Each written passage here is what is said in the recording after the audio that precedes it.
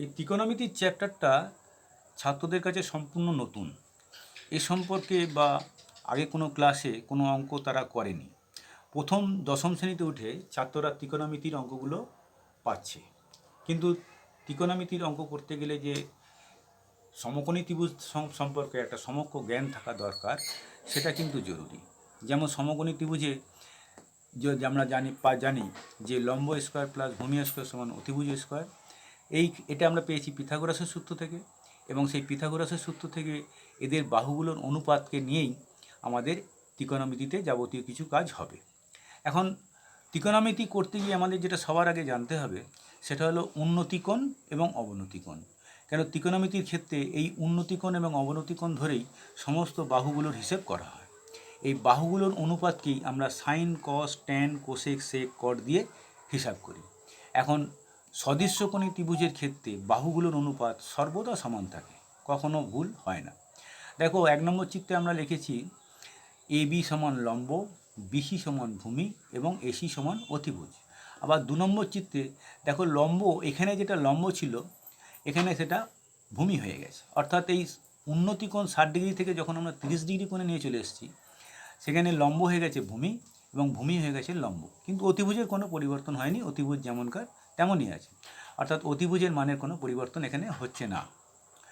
এখানে ভূমির মানের পরিবর্তন হয়ে যাচ্ছে যখনই পূরক কোণের পার্থক্য ঘটে যাচ্ছে। 60 আর 30 পূরক। তোমরা জানো যে দুটো কোণের সমষ্টি 90 ডিগ্রি হলে তারা পূরক হয়। এখানে ত্রিভুজের একটা কোণ যদি 90 ডিগ্রি আমরা বাদ দিই, তাহলে দুটো 60 এবং 30 পড়ে থাকে, তাহলে এরা পরস্পর পূরক। তাহলে এখানেও এরা পরস্পর পূরক। এখন 1 নম্বর চিত্রে উন্নতিকোণ 60 ডিগ্রি, কিন্তু 2 নম্বর চিত্রে উন্নতিকোণ 30 ডিগ্রি। দেখো, 1 নম্বর চিত্রে যে অবনতিকোণ ছিল সে এখানে হয়ে গেছে উন্নতিকোণ, এবং 1 নম্বর চিত্রের উন্নতিকোণ এখানে হয়ে গেছে অবনতিকোণ। এখানে ত্রিকোণমিতির অঙ্ক করতে গিয়ে আমাদেরকে সবসময় এই উন্নতিকোণটার খেয়াল রাখতে হবে, কেন উন্নতিকোণের সাপেক্ষেই বাহুগুলোর অনুপাত তৈরি করা হয়। দেখো, এইখানে উন্নতিকোণ 60 ডিগ্রিকে আমি ধরেছি থিটা, এখানে উন্নতিকোণ 30 ডিগ্রিকে আমি ধরেছি বিটা, এবং থিটা বিটা পরস্পর পূরক। যাই হোক না কেন, প্রাথমিক পর্যায়ে আমরা সাইন থিটা অর্থাৎ এইখানের এই 60 ডিগ্রি ধরে যদি এই ত্রিভুজটা থেকে আমরা সাইন থিটার অনুপাত বের করি, সেক্ষেত্রে হবে সাইন থিটা সমান লম্ব বাই অতিভুজ, এবং কস থিটা সমান ভূমি বাই অতিভুজ, ও ট্যান থিটা সমান লম্ব বাই ভূমি। এই তিনটে হলো প্রাথমিক।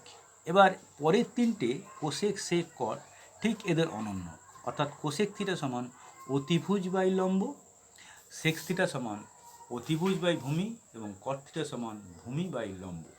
তাহলে এরা এই যে ছজন সাইন, কস, ট্যান, কোসেক, সেক, কট, এরা কিন্তু একে অপরের অনন্যক। অর্থাৎ সাইনের অনন্যক কোসেক, সেকের অনন্যক হচ্ছে আমার কস, এবং ট্যানের অনন্যক কট। আবার ঘুরিয়ে বললে কটের অনন্যক ট্যান,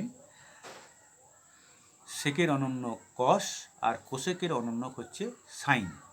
তাহলে এখানে গেল অনন্যক সম্পর্ক। আবার দেখো, এদের এই ছজনের মধ্যে একটা পূরক সম্পর্ক আছে।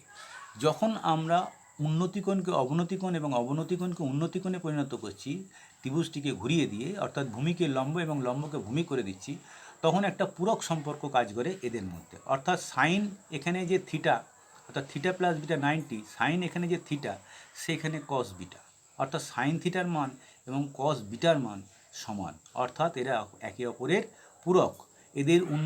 এদের উন্নতিকোণ দুটোর মান 90 ডিগ্রি হবে। তাহলে সাইনের পূরক কস, ট্যানের পূরক কট। একই রকমভাবে দেখো, ট্যান এখানে আছে কত, এবি বাই বিসি, এখানে দেখো কট আছে এবি বাই বিসি, অর্থাৎ উন্নতিকোণ 60 থেকে 30 হয়ে যাওয়ার জন্য এর কিন্তু মানটাও সম্পূর্ণ আলাদা হয়ে গেছে। এখানে কট দেখো কত আছে, এখানে কট আছে বিসি বাই এবি, কিন্তু এখানে কট আছে এবি বাই বিসি। আশা করি বুঝতে পারছো। এবার দেখো কোসেক। কোসেক থিটা সমান আমরা কি জানি? কোসেক থিটা আমরা সমান জানি যে অতিভুজ বাই লম্ব। দেখো, অতিভুজ এসি বাই লম্ব।